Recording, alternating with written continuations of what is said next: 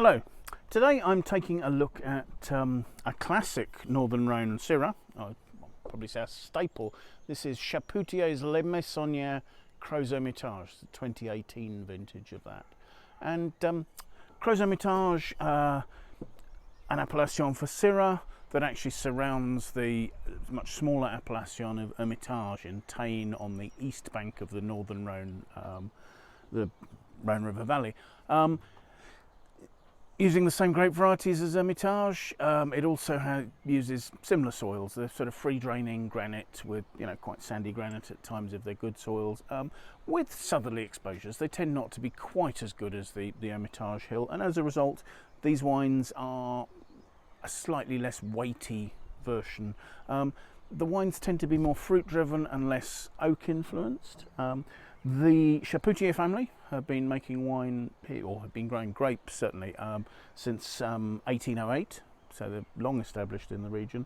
But really since 1988, they've been at the forefront of the region, adopting some slightly different approaches. For instance, they were one of the first producers to use small barrels rather than large old oak for aging, so that gave their wine a little bit more structure and focus.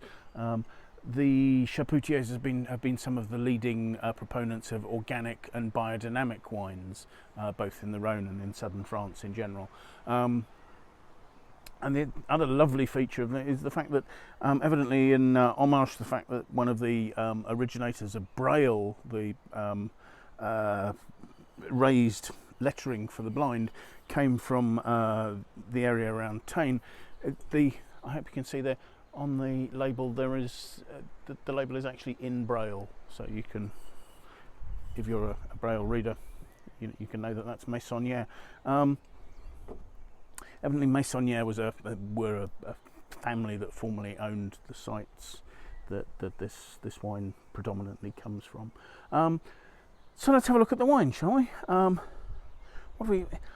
First thing you notice is that it's got a lovely depth of colour. The colour is a sort of a slightly purple red. I mean, 2018's got a little bit of age, but you can still see a purple hue at the rim. It's not particularly thick. It doesn't show enormous. I mean, there are legs running down the glass, but they're not huge. And it says the alcohol is 14%, so not an enormous wine considering.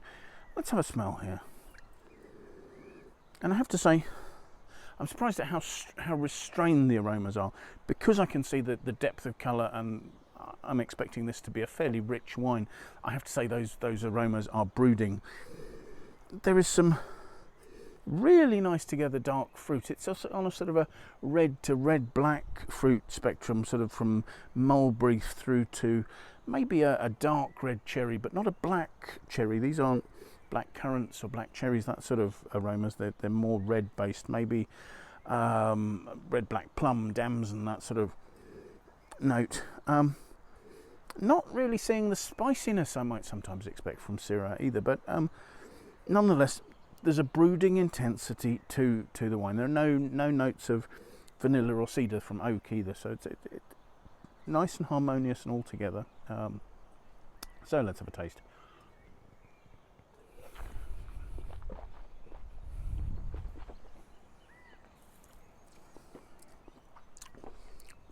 The wine's medium to full-bodied. It's got a good structure. The tannins are interesting though, because they're not angular. They're rounded and rich at the end, or rounded and ripe at the end. Richness is coming from other things. The alcohol rounds out the finish nicely. There's a slight warmth, although it's not feeling overly hot. The acidity is sufficient to lift the fruit at the beginning of the wine, but the finish is more sort of rich and concentrated, and there are sort of red licorice notes, maybe a tiny raspberry lifted note, but again it's those sort of mulberries, ripe red cherries, those sort of notes. Maybe there is a tiny pepperiness on the finish, but it's not obvious and it's not in the front of the mouth. The flavours are lasting reasonably well. So yes, a really nicely together example of